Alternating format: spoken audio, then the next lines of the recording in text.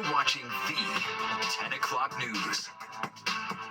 Survey says most people who live in or around Times Square don't want a casino opening in their backyard. 71% of them, to be precise. All right, but it's important to note that the money for the survey was put up by a group opposing that proposed casino. Fox 5 Jessica Formoso breaks down the numbers and the backlash. It feels like Vegas, so maybe one casino around this area would be great. Tourists are all for a casino in Times Square, but New Yorkers who live in Midtown are saying no way. No, I don't want it here. A new survey by the No Times Square Casino Community Coalition found that 71% of Midtown residents oppose opening a casino at the crossroads of the world. 4 out of 5 residents say they are concerned about crime, quality of life, and congestion. Mark Jennings is the executive director of a local nonprofit and part of the coalition pushing against the proposal. He says a casino in Times Square will do more harm than good. People often think about Times Square and you think about all of the tourist attractions and the theaters and the bright lights, but you don't think about the people who live there. Aside from an increase in crime and traffic, Jennings says a casino for his residents in the area can be financially troublesome. Finances and the fact that many are have a singular income, that's Social Security or other things like that, and a casino right at their doorstep would give them an opportunity to really blow that money and essentially undo years of things that they have done to put themselves on the right path. A spokesperson for the SL Green, Caesars Entertainment, and Rock Nation joint bid tell Fox 5, quote, Caesars Palace Times Square is an investment in New York with deep support among residents, local businesses, and the Broadway community. Along a new world-class entertainment venue in Times Square, we're prepared to make major investments in sanitation, safety, and traffic mitigation that will reinvigorate the theater district. Meanwhile, 9% of people surveyed say they are in favor and believe it's the best spot for a casino. In Times Square, I'm Jessica Formoso, Fox 5 News. Mayor Adams announcing a new plan to crack down on soaring retail crime in the city. It allows the NYPD to tap into a store security system. The mayor says businesses that opt into the new pilot program will be able to share info directly with their local precinct.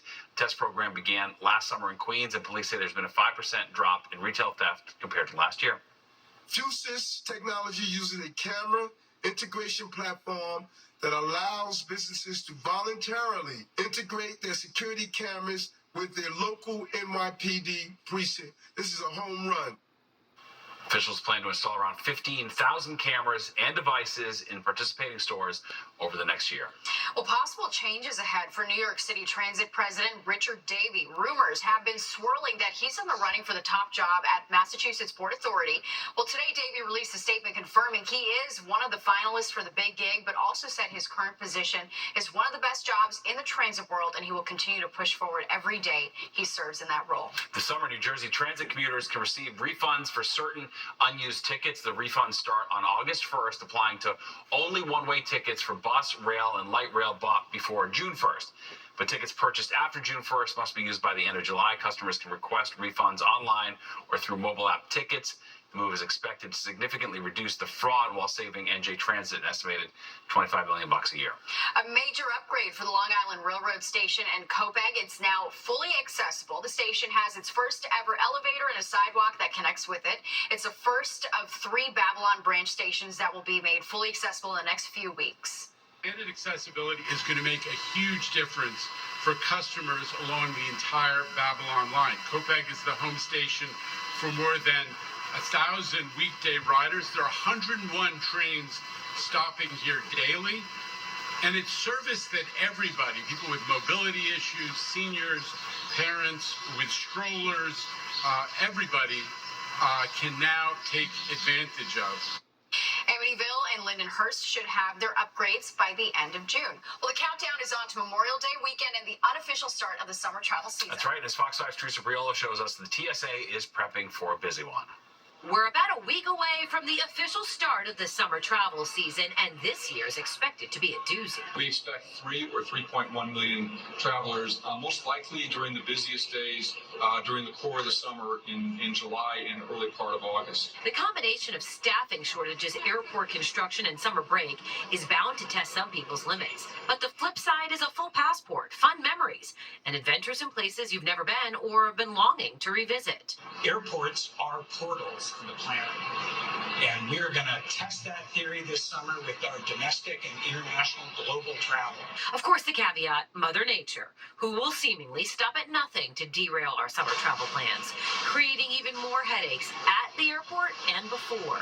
Security, the lines, it's a little ridiculous. I know it's for the safety of the people, but some things are just over-exaggerated. Sometimes I'm like, oh my gosh, even just walking to the priority is taking forever, but I don't know, hopefully it won't be too bad. Fingers crossed, we'll see what happens. Prepare for the worst, expect the worst, and hope for the best. According to TSA, 7 of the 10 busiest days in TSA history have happened in the last 12 months. And it's not even Memorial Day weekend yet. We know you're not going to stay home, so what can you do? Well, according to travel experts, do sign up for TSA pre or global entry. Make sure you leave enough time getting to the airport and getting around the airport. Make sure you have a contingency plan in place just in case things go awry. And make sure you actually take that trip. It's summer vacation after all. At Newark Liberty International Airport, Teresa Priolo, Fox 5 News. Yeah, fair point. Gotta make the most of it. Good point. Yep. We'll file this next story under hashtag Central Park Pizza Problem. The new Pizza Box friendly bins that are waiting for you so you no longer have to crush that cardboard to throw it out. And commencement controversy.